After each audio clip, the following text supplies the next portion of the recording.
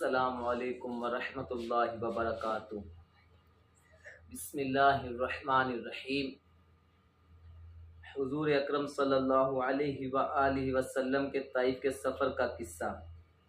نبوت مل جانے کے بعد 9 برس تک نبی اکرم صلی اللہ علیہ وآلہ وسلم مکہ مکرمہ میں تبلیغ فرماتے رہے اور قوم کی ہدایت اور اصلاح کی کوشش فرماتے رہے، لیکن تھوڑی سی جماعت کے سوا جو مسلمان ہو گئی تھی اور تھوڑے سے ایسے لوگوں کے علاوہ جو باوجود مسلمان نہ ہونے کے آپ کی مدد کرتے تھے۔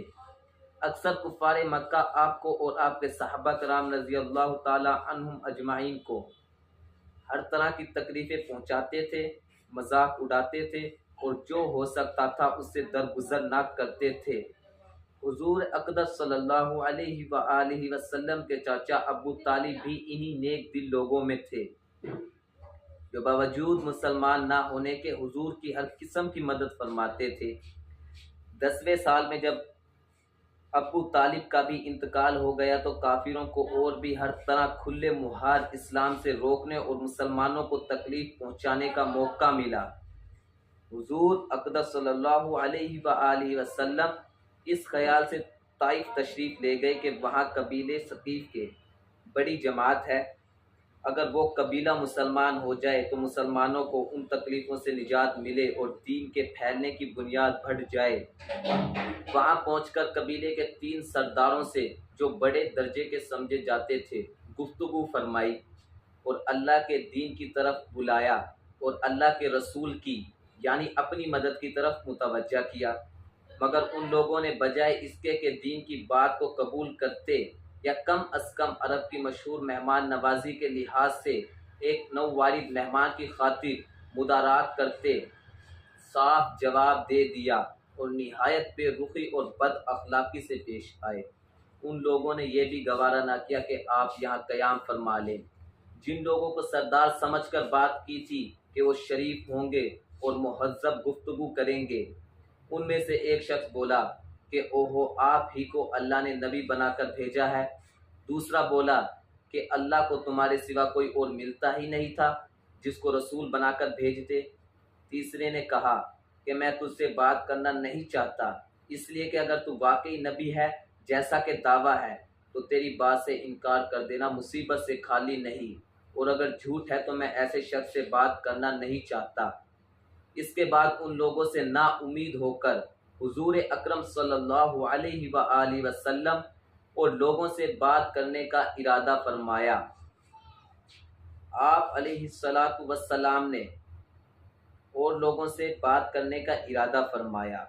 آپ علیہ الصلاۃ والسلام تو ہمت اور استقلال کے پہاڑ تھے، مگر کسی نے بھی قبول نہ کیا، بلکہ بجائے قبول کرنے کے حضور سے کہا کہ ہمارے شہر سے فوراً نکل جاؤ اور جہاں تمہاری چاہت کی جگہ ہو وہاں چلے جاؤ۔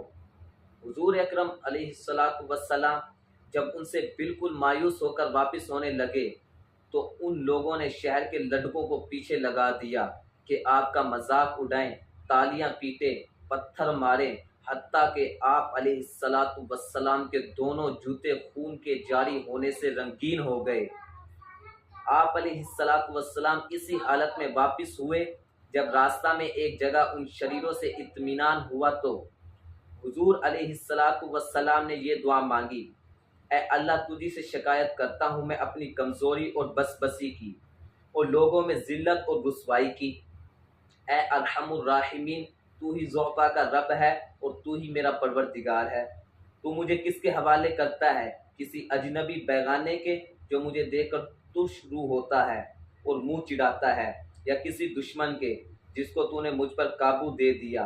اے اللہ، اگر تو مجھ سے ناراض نہیں ہے تو مجھے کسی کی بھی پرواہ نہیں ہے، تیری حفاظت مجھے کافی ہے۔ میں تیرے چہرے کے اس نور کے طفیل جس سے تمام اندھیریاں روشن ہو گئی اور جس سے دنیا اور آخرت کے سارے کام درست ہو جاتے ہیں، اس بات سے پناہ مانگتا ہوں کہ مجھ پر تیرا غصہ ہو یا تو مجھ سے ناراض ہو۔ تیری ناراضگی کا اس وقت تک دور کرنا ضروری ہے جب تک تو راضی نہ ہو۔ نہ تیرے سوا کوئی طاقت اور نہ تیرے سوا کوئی قوت ہے۔ मालिकुल मुल्क की शान कहारी को इस पर जोश आना ही था कि हज़रत जिब्राईल अलैहिस्सलातु वस्सलाम ने आकर सलाम किया और अर्ज़ किया कि अल्लाह ताला ने आपकी कौम की वो गुफ्तगू जो आपसे हुई सुनी और उनके जवाबात सुने, और एक फरिश्ता को जिसके मुतालिक पहाड़ों की खिदमत है आपके पास भेजा है कि आप जो चाहें इसको हुक्म दें।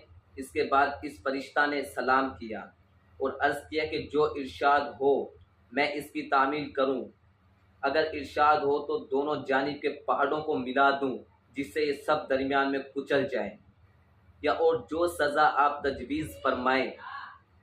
आप अलैहिस्सलातु वस्सलाम की रहीम व करीम ज़ात ने जवाब दिया कि मैं अल्लाह से इसकी उम्मीद रखता हूँ कि अगर ये मुसलमान नहीं हुए तो उनकी औलाद में से ऐसे लोग पैदा हों जो अल्लाह की परस्तिश करें और इसकी इबादत करें। फ़ायदे में लिखते हैं ये हैं अखलाक उस करीम ज़ात के जिसके हम लोग नाम लेवा हैं कि हम ज़रा सी तकलीफ़ से किसी की मामूली सी गाली दे देने से ऐसे भड़क जाते हैं कि फिर उम्र भर इसका बदला नहीं उतरता, जुल्म पर जुल्म इस पर करते रहते हैं और दावा करते हैं अपना मुहम्मदी होने का, नबी के पैरू बनने का। नबी करीम सल्लल्लाहु अलैहि वसल्लम इतनी सख्त तकलीफ़ और मुशक्क़त उठाने के बावजूद ना बद्दुआ फरमाते हैं ना कोई बदला लेते हैं।